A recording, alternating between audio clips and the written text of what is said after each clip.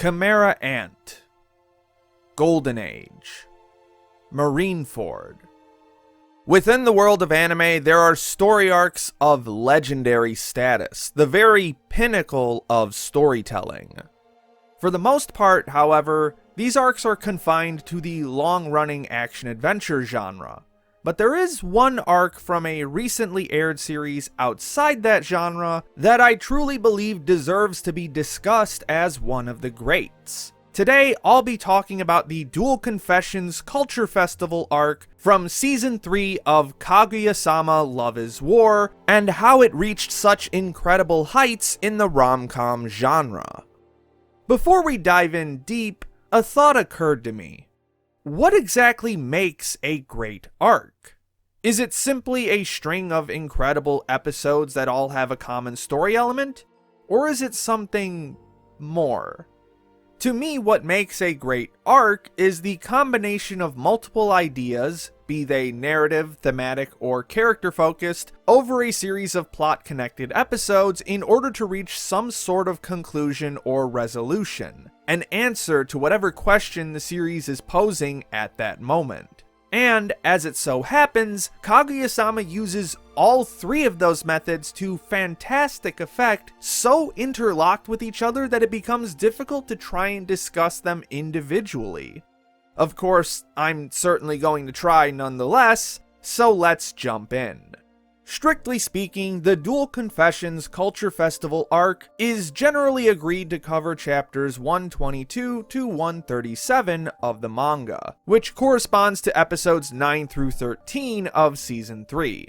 That said, it is also necessary to discuss the episodes that lead up to the Culture Festival as well, as they provide crucial setup for the big payoffs in this arc. Much like how one does not discuss Konoha Crush without discussing the Chunin exams, understanding how we got here is just as important as understanding where we are. In fact, the build-up for this arc starts relatively early in this season with a not-so-subtle title drop in episode 4.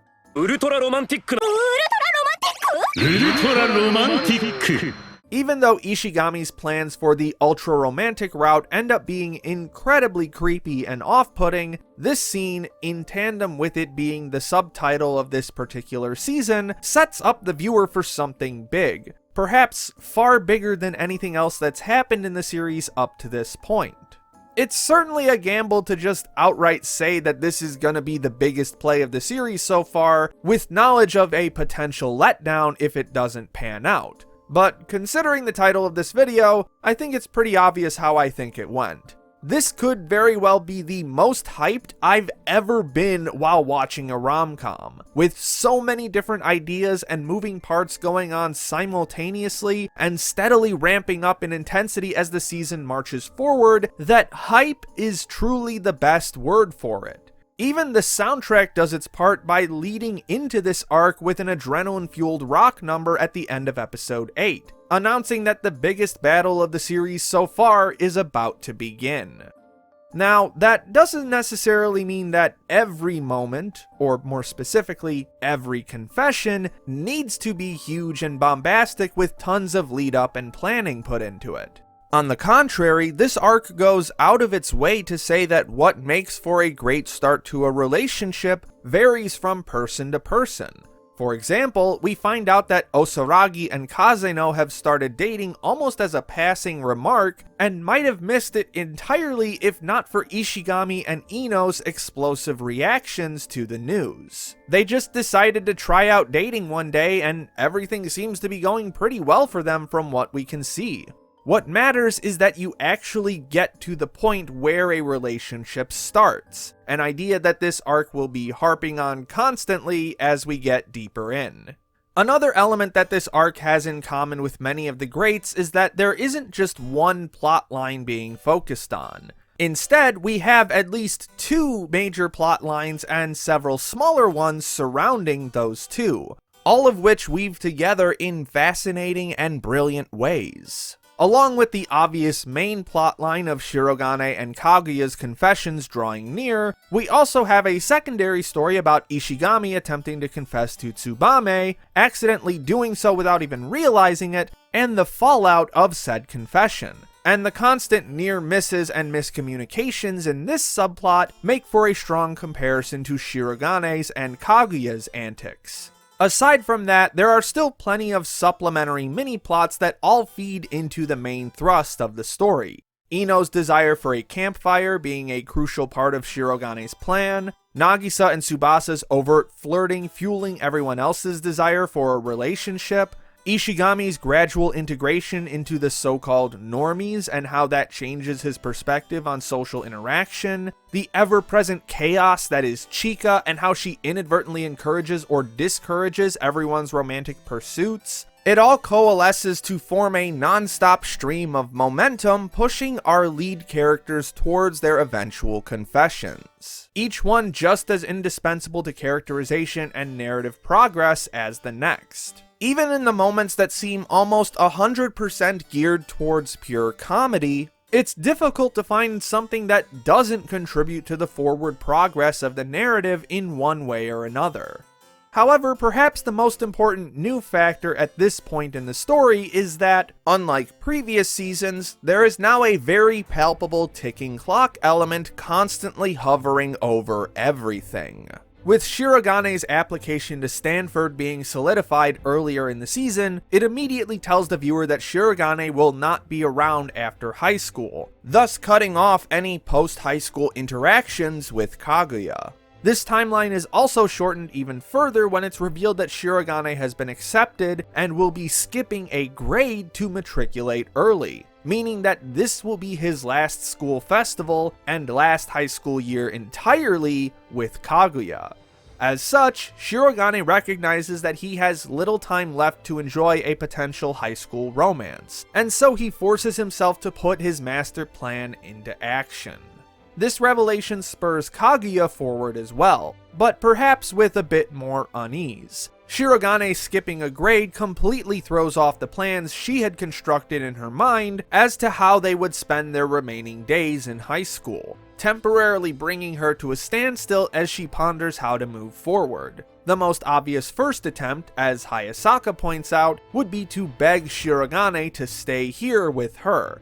But because Kaguya has become such a genuinely good person, a point that we'll circle back to later, that is precisely the one thing that she could never ask of him. Putting his entire life on hold just for her is inconceivable in her eyes, and so the ticking clock remains.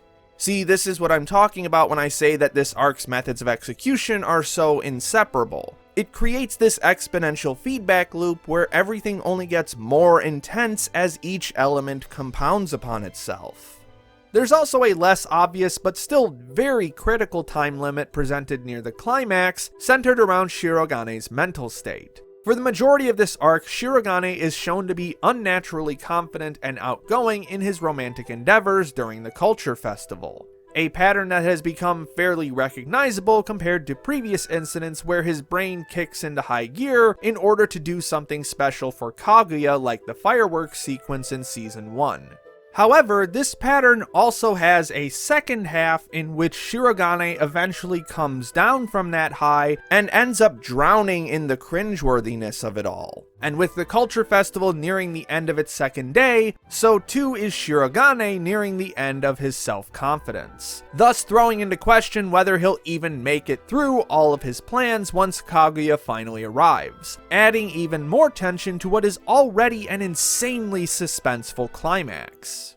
Even the Culture Festival itself is a sort of ticking clock. It's established earlier in the season that a Culture Festival is a major romance event for high schoolers, and so Shiragane and Kaguya have precisely 2 days to reach a confession. Sure, under normal circumstances they could postpone it until the next big event, but with the added stakes of Shiragane's early departure, it becomes clear to both of them that this is it. That if they don't do something here, it will slip away from them completely, and so their plans must be put in motion now. Speaking of plans, Shiragane's master plan for his confession is honestly kind of brilliant, almost like something out of a shonen battle series with how meticulous his strategy is. A strategy that reaches all the way back to at least several episodes before this arc begins in a scene where, ironically, Shirogane is nowhere to be seen. In the lead up to the big day, Ino and Ishigami are placed on the committee overseeing the culture festival and attempt to resolve as many student requests as possible. One of these requests is for the festival to bring back a campfire that used to take place in years past, but was removed due to safety concerns. So it comes as a bit of a surprise that Ino, the strictest and most by-the-books character in the show, is so desperate to fulfill this request. In fact, this idea actually reaches all the way back to the election arc in Season 2 when she brings it up during her campaign speech. And through her diligence and the strong rapport she's built with the surrounding community, she's able to convince all parties involved to go ahead with the campfire. Then, during one of the eye catches that follows this segment, we see that Ishigami recognizes the handwriting of whoever made the request to bring back the campfire, though he doesn't quite remember exactly who. With all of Ino's enthusiasm during this episode, combined with the episode's opening scene of Ino fantasizing about the campfire, this initially leads us to suspect that Ino is the one who submitted the request. She is someone that Ishigami is very familiar with after all, and so he might be familiar with her handwriting. As it turns out, however, it was not Ino who sent the request, but instead Shirogane, so that he would have a method of directing the heart-shaped balloons towards himself and Kaguya after they're released, while also knowing that Ino would do everything in her power to make the campfire happen. It's an incredibly clever misdirect whose origins reach so far back into the series that you almost forget how long ago this plot point was waiting in the wings. And that brilliance extends to just about every facet of Shirogane's plan. The way he crafts a series of fake mysteries for Chika to chase after just so she would be completely out of the way, his use of fire-resistant paper to prevent a fire from spreading so that everyone's efforts to get the campfire going weren't for naught, his passion for astronomy being the key that would draw Kaguya to his location. It's all so brilliant and meticulously layered, using ideas from so far back that it makes you wonder just how far in advance Akasaka had it all planned out.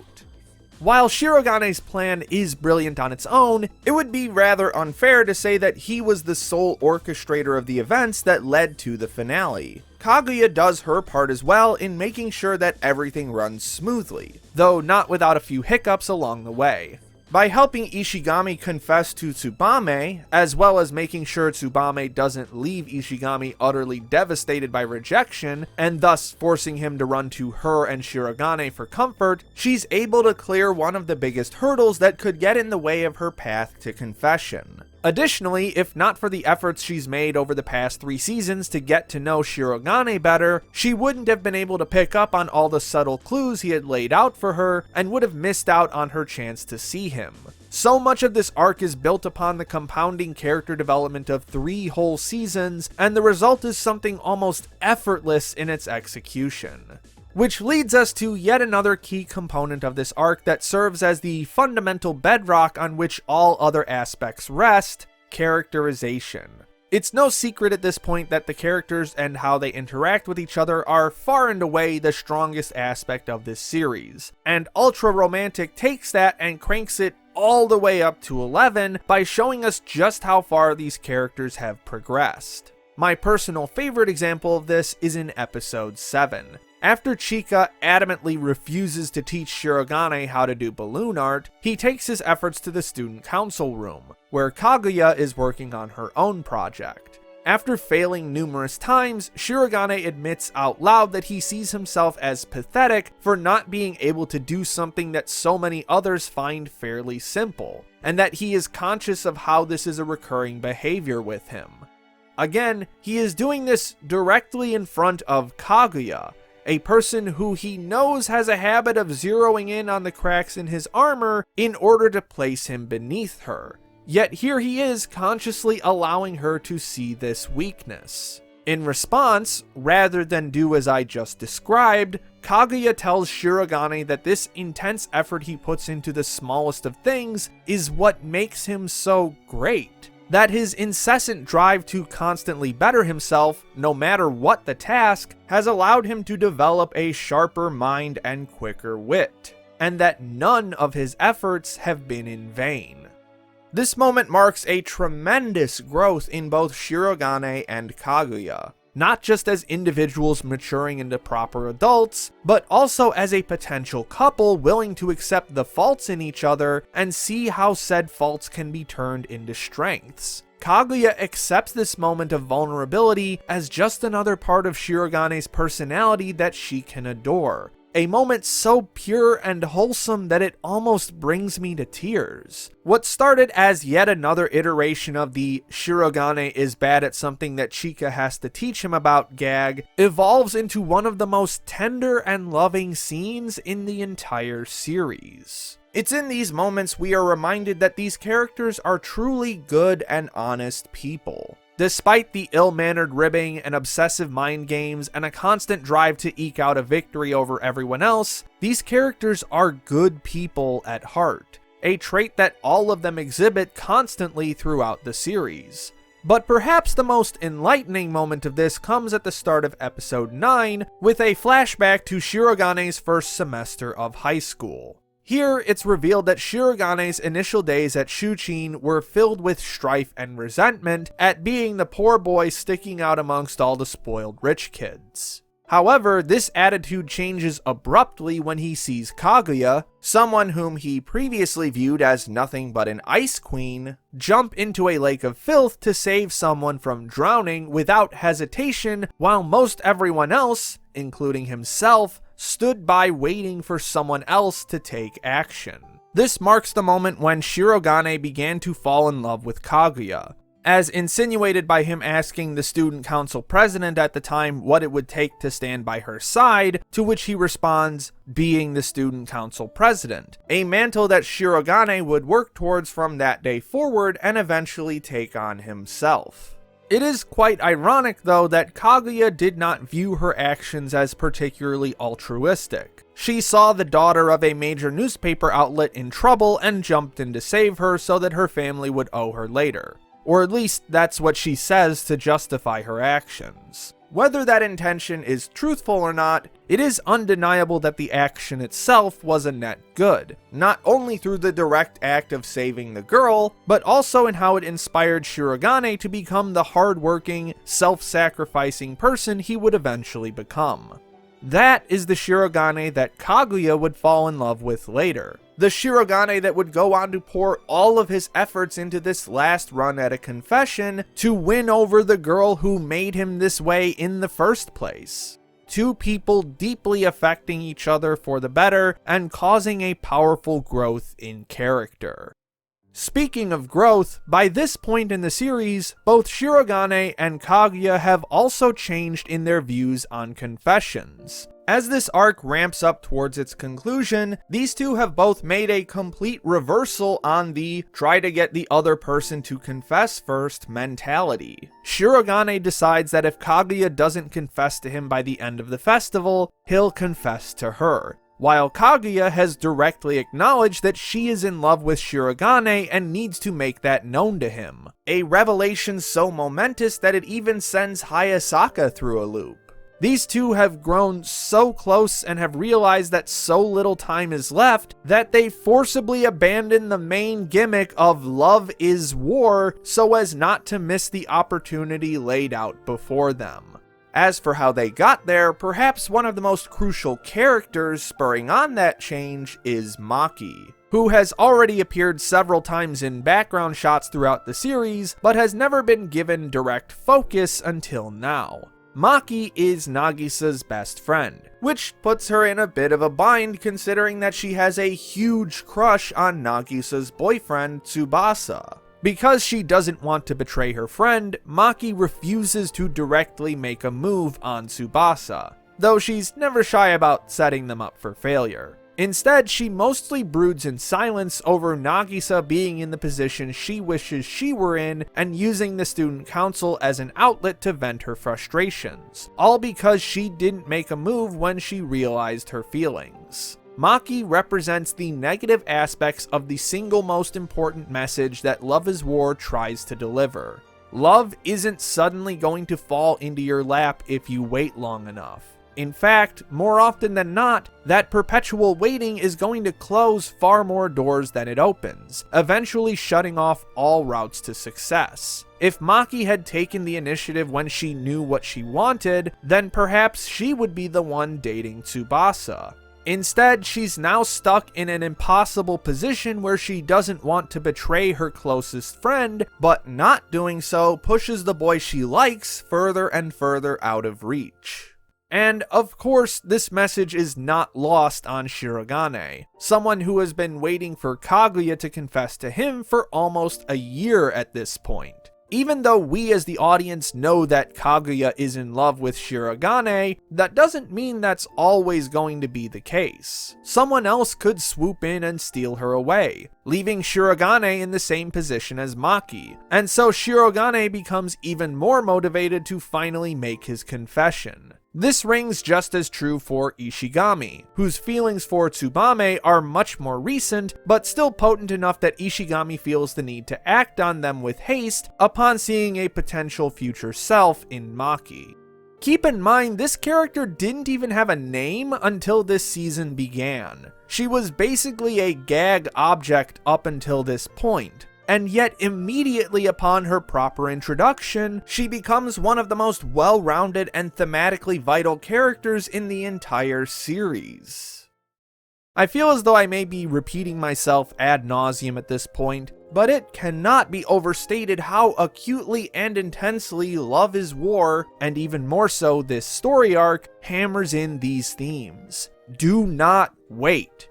Give your heart. Express your true and honest feelings to the target of your affection. Anything else, while sometimes entertaining in its own right, is fluff that gets in the way of creating important moments and connections with someone whom you might truly be able to love with all your heart. If being in a relationship is truly what's most important to you, then absolutely nothing should stand in your way of achieving that goal. Especially yourself and whatever mind games you concoct that lead you down a path of avoidance and procrastination. Perhaps one of the most impressive feats about this arc, however, is that it never forgets what this show is or where it started. In terms of tone and structure, this is still very much the same Love is War that the series started out as. The gags are still just as plentiful, and the heavier moments never get so dark that a piece of comedy can't draw it back to equilibrium without feeling tonally dissonant. Yet, at the same time, those heavier moments still exist within the broader framework. Even when the gags are going full force, a single line invoked with a deadly serious tone can instantly turn the mood 180 degrees just as naturally as one breathes. The initial story structure is so flexible and modifiable that a more concerted effort towards continuous narrative fits snugly into the gaps, almost as though it could have been there the entire time.